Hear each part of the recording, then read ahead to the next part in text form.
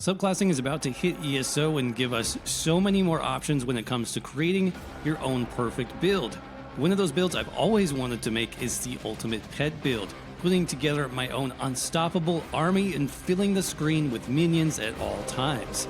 But this build does exactly that. It's the ultimate Zookeeper solo build, letting you control an army of pets to do your bidding, and not only is it extremely fun, but it's also surprisingly easy to set up and play, with a simple one-bar rotation and no trials gear necessary. Now, this build is awesome and I can't wait to share it with you, so let's jump right into it. Alright everybody, here we are back with a brand new build for subclassing, and this is going to be basically a Zookeeper style build to get as many pets on screen as possible.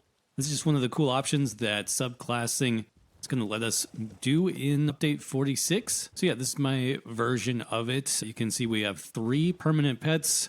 We're going to have up to 5 total pets on this particular version, and you could get up to 6 if you want. So I'll go over how you do that in just a minute. So let's go ahead and jump into the buff stats here really quick. Thing like this should be fine. And checking out the stat sheet, about 35k max magicka, 28k max health, 18k max stamina, so our resources are really good. We have decent recoveries. This is going to be heavy attack focused, so you don't need a lot of magicka recovery to make this work.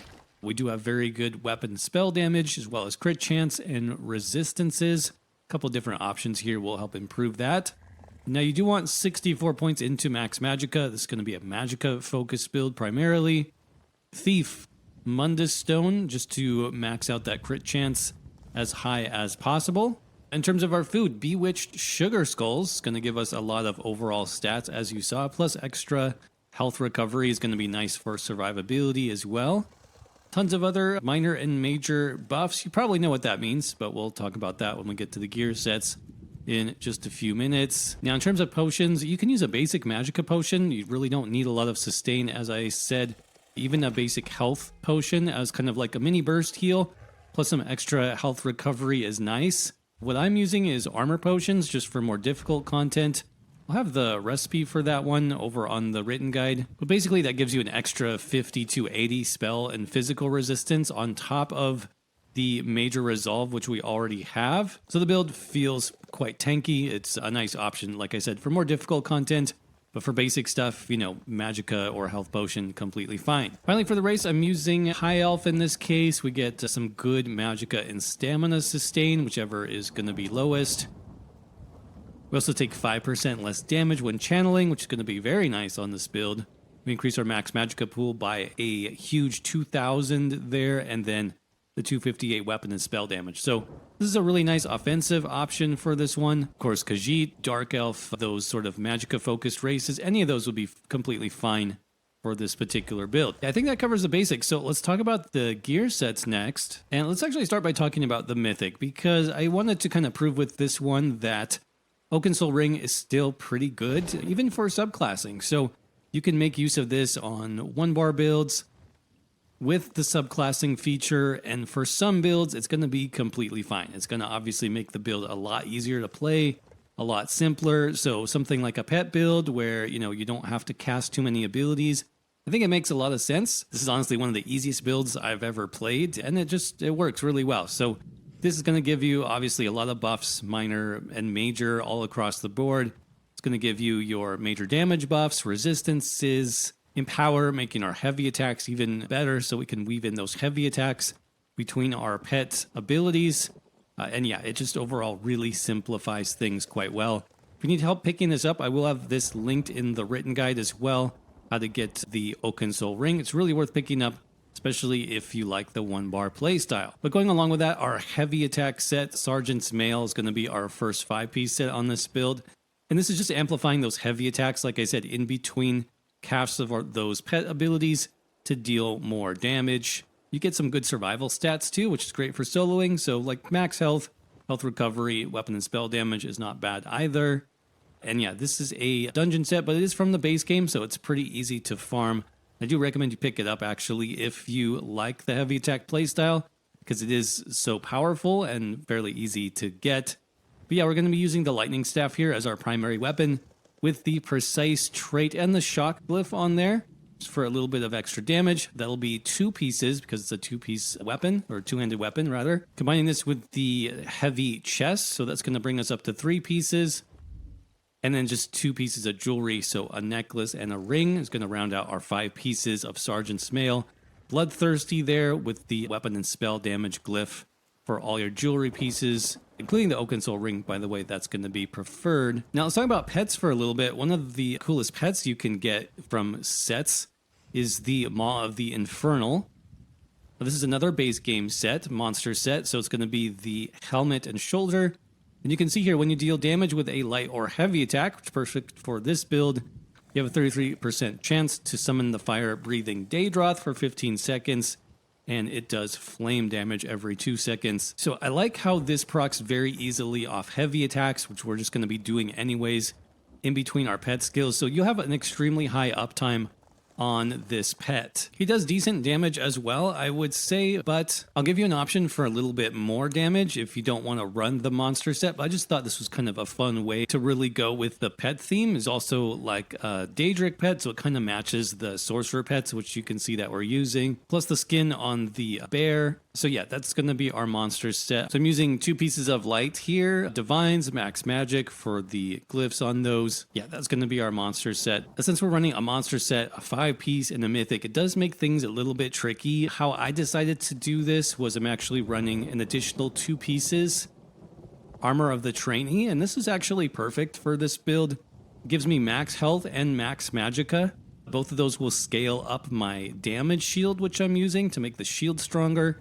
Gives me more damage, obviously more resources and survivability. So yeah, that's not bad. 2 pieces there, so we can use light waist, light gloves for that, and then you're going to still have 2 pieces left over. So really any 2 pieces that have a crit chance bonus, that's what I would go with here. Now what I did was I did Storm Master. This is another base game set that if you run all 5 pieces, it actually gives you a pretty nice heavy attack bonus. You don't have to run that. Like I said, any 2 pieces, crafted set, whatever, that gives you a crit chance bonus, you can fill in the slots there, the final 2 slots for legs and boots. But the cool thing about this is if you do want to deal a little bit more damage, what you can do is just drop the trainee and then run a 5th piece on like your shoulder or helmet. Obviously, that means you won't have a monster set anymore, so you won't be able to summon the Daedroth. You'll be down a pet, but you'll also be able to squeeze in another full 5-piece set that way. So something like Storm Master, Noble Duelist, anything that buffs heavy attack damage, that would be a good option there. But since I want to really maximize my pets, again, the way to do that would be just doing the full monster set, Maw of the Infernal, and then I've got my 2 pieces trainee, and then 2 pieces of anything else with crit chance bonus there. That's the setup. I know there's a couple different versions, a little bit confusing. If you want to see both versions, I'll have them listed out in the written guide.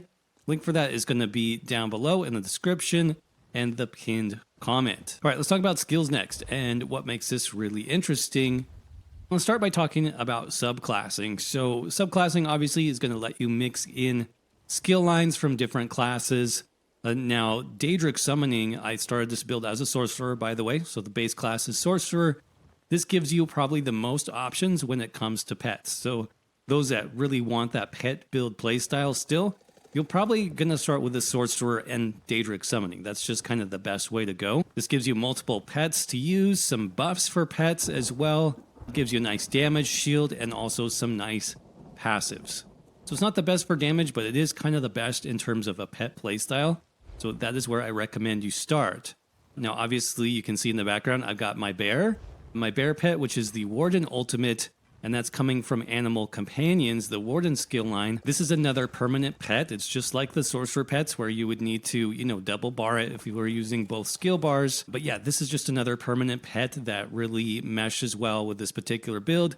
And there's some other skills and obviously passives that we can make use of here as well. And then our final skill line, which really has some good pet options as well, is Gravelord. My favorite of these is the Skeletal Arcanist. That has a pretty long duration and it's going to weave in some nice AoE damage as well. But the best thing probably about Gravelord is the passives that we get. So, for example, Death now increases your critical chance against enemies under 33% health by 20%. That's a massive buff to your damage while you're in execute range, which is really nice. Dismember gives you more penetration, and then Rapid Rot gives you 10% damage over time. That's going to actually help with your lightning staff. The damage ticks for the heavy attack portion of that are categorized as damage over time, so you'll get a nice buff there as well. So yeah, there are other ways, you could pull together a pet build with subclassing, but I think this is going to be one of the more popular ways. Again, Daedric Summoning, along with Animal Companions and Grave Lord from the Necromancer. So that being said, let's dive into the really simple skill bar. Again, I want to make this as easy as possible for you guys, so only one skill bar. We're starting with our 2 pets from Daedric Summoning. So we've got Twilight Tormentor. This does a good deal of damage, 60% more damage if you use the ability and the enemy is above 50% health. So we're really going to be using that at the beginning of the fight until like a boss or something is below 50%. And then you can just kind of skip casting that for the rest of the fight. Now, yeah, you can run Twilight Matriarch here for a heal. Really, you don't need to, but that would be another option if you're interested. Our next skill, Summon Unstable Clan Fear. This is pretty interesting because the Clan Fear, usually people don't pick this morph. But for solo builds and for this Zookeeper style build, I thought it was really fun because the Clan Fear actually will tank for you. It will actually aggro a boss and keep its attention, so you can just kind of sit in the back and spam your, lightning staff and your other abilities. So it is a really fun playstyle, especially if you don't have like a companion or something like that. The other cool thing about the Clan Fear is he does have a burst heal just like the Matriarch. Not as powerful, but with the, the crit chance as high as we have on this build, most of the time you can see we're getting like a 16k heal if that crits, which is pretty insane, actually. Yeah, so healing on this build is no problem, even without the Twilight Matriarch. And of course, if you want to deal more damage, then yeah, just morph this to the other one, which is the Scamp, the Unstable Familiar. That will give you more damage. It'll give you a stun, so that would be a nice way to increase the damage. But then you're going to be the one tanking for the most part, unless you have like a companion or something like that. Our third ability is going to be Hardened Ward, and check out the size of the shield on this build. That's because it's scaling with Max Magicka, 72% of your health or Magicka, whichever one is higher. And yeah, that's an 18k shield on this build. And the cool thing about this, with the pet build and with the Sorcerer shield, as you can see here, my shield is not just for me, it's for all my pets. So you can see that little purple bar that goes across their health bar. That's their shield. So that's huge survivability. Since these are permanent pets, they can die and you need to pretty much take care of them.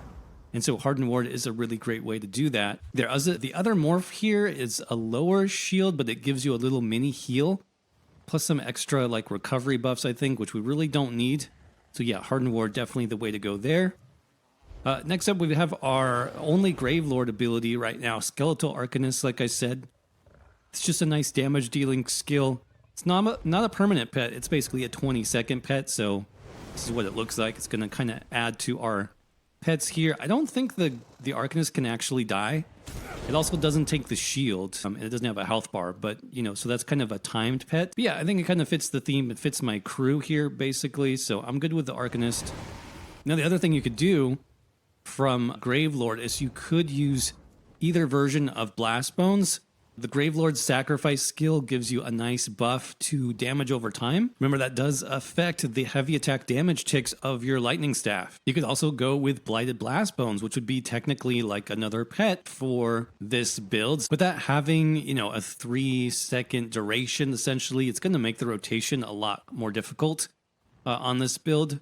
So yeah, for me, I just went with the one Necro pet, and that was the easiest for me to get the extra damage, and then of course to make use of all the different passives here. Now, the skill that really made the most difference, I think, just to kind of make this build do more damage and be more effective, is Deep Fissure. And the reason for that, this is Animal Companions by the way, is that this gives you not one but 2 armor debuffs for all enemies in front of you. So Major Breach and Minor Breach, that's about 10k physical and spell resistance reduction on enemies. So this is going to be really good, especially for dungeons, for arenas, places where enemies typically have more resistances. This is going to make a huge difference for you.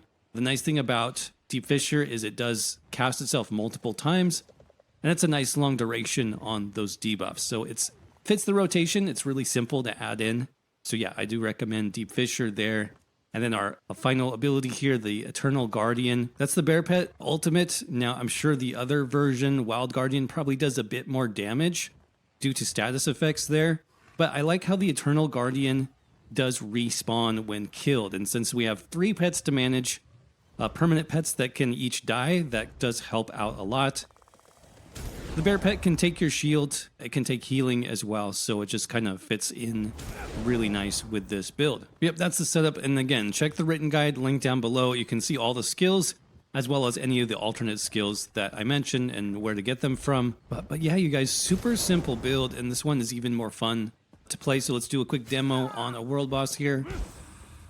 Really, in terms of those abilities, you just need to keep up the Skeletal Arcanist, the Twilight Tormentor, and then start with your Deep Fissure, and then Heavy Attack. You can see the Clanfear is going to take aggro pretty quickly. And now that I have all my abilities rolling, I can just spam my shield. I can spam my shield in between. Use your Bear Ultimate when it's ready.